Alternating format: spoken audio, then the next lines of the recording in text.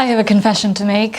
I don't care about trends, so why am I making a video about them? I still want new ideas to help me style my existing wardrobe in a way that feels modern and fresh and still like me. Humans are wired for novelty. I'm not immune to that. So maybe you're like me and you don't want to be on the hamster wheel of trends and constantly wanting to buy the next new thing, but you still want to know what's up. So that's what we're going to do. I'm going to take the most wearable trends, in my opinion, okay? All of this is just my opinion. And then I'm gonna break those trends down into their most basic elements. What are the shapes we're seeing? What are the overarching themes and moods? What are the colors that we're seeing? And what are the different styling techniques? This way, we can see trends as tools and ideas instead of things that we go out and panic buy and spend money on and create more fashion waste when really, deep down, we're like, why am I buying this? It's actually really ugly and doesn't suit me at all.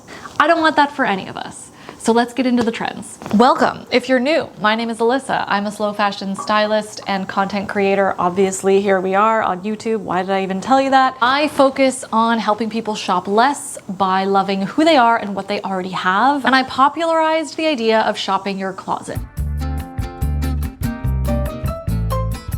This season, there was this leaning toward bourgeoisie, ladylike vibes, this sense of elegance and not necessarily quiet. I think we're moving away from the whole quiet luxury. This theme was more about taking the things that we traditionally associate with that ladylike vibe, pencil skirts, cardigans, lace, sheer, and roughing it up a little bit, edging it up with cool textures and accessories. Isabelle Marant did this really well. We saw this at Miu Miu, although of course it being Miu Miu, it was quirkier, and I find that so much more inspiring and interesting. Another overarching aesthetic was this boho chic theme. I actually don't love that term. It feels so generic. Ralph Lauren did this really well, and Louis Vuitton also did a lot of looks that centered around this theme. Ultimately, the through line is this sense of classic, elevated elegance.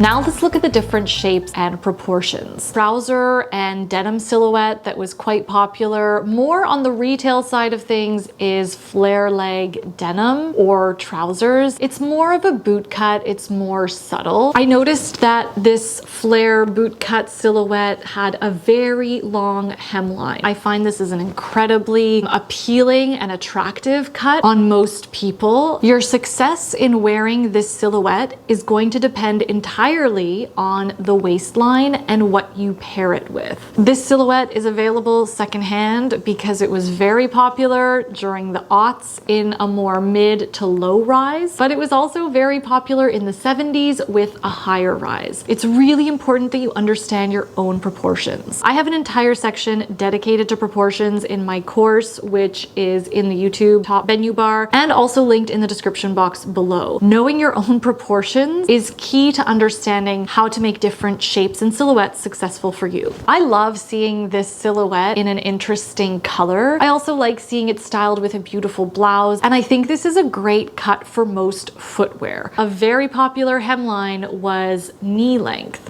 We saw this at Miu Miu, we saw this I think at Sakai, even a little bit lower at the midi length as well. These hemlines do lend to a very classic and elegant look, so they can be messed up a little bit with a quirky shoe or boot combination, but I also love a minimal and 90s take on these lengths as well. I love seeing these silhouettes styled with more oversized pieces. This can take away that feeling of being too precious, too fussy, and too stuffy. Speaking of oversized tops, that is still definitely a trending proportion. Less so in the big oversized boxy blazers that we've been seeing the past few years, and a bit more understated. Another interesting proportion that I saw was this creation of a visual column. Longer coats, dresses with long lines, monochrome dressing. Balenciaga is a really good example of this. I personally like seeing a tonal look with an interesting colored shoe or with quirky texture.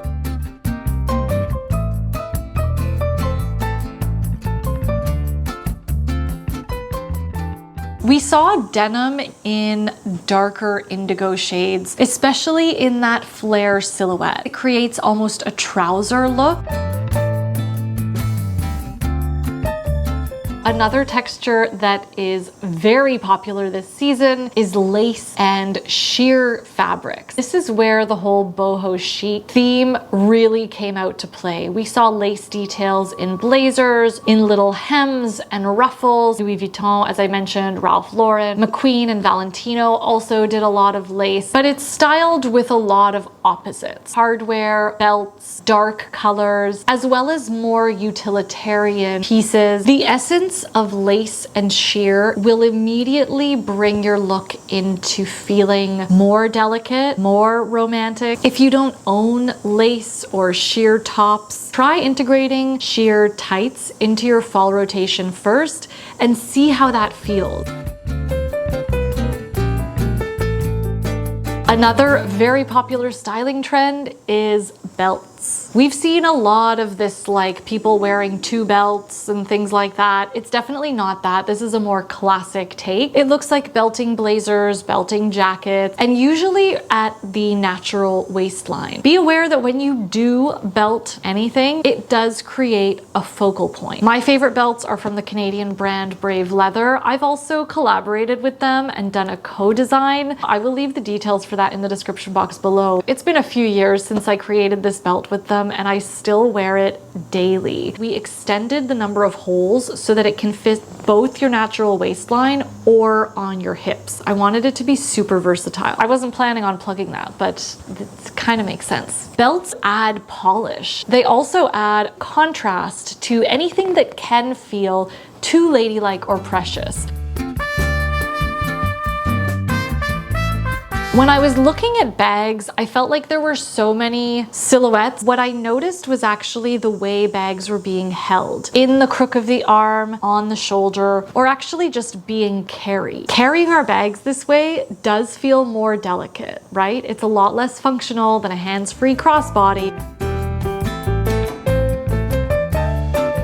There were 3 colors that stood out to me. The first being brown, a rollover from last season and the summer. Brown has been having a bit of a renaissance. We probably already own a lot of brown in our closets without realizing it. In the fall, we often default to black when we're choosing interesting colors, but brown goes with so many colors beautifully, and it tends to soften them and create a more cohesive look. Red. I feel like this comes up every fall season. It is so much more versatile than we think it is. We can be really intimidated by red. It can be the perfect way to inject personality when it's done in an accessory, whether it's a bag, a shoe, or even an outerwear accessory like a coat or a pair of tights. We can repeat these iterations of red without getting tired of them. Another color that was really popular was purple. I personally love seeing lavender styled with black or harder accessories. I love the tension that it provides between something light and delicate and something a little bit heavier. So that is what I have for you today. I hope you enjoyed today's video and my take on trends. Let me know if there are any of these trends that resonate with you, if you could see yourself wearing them in the comments below. Thank you so much for watching and being here for Slow Fashion. Give this video a thumbs up if you liked it or if you learned something new. Hit subscribe if you haven't already. I hope you have a wonderful rest of your day, week, and I will see you in the next Slow Fashion video. Ciao!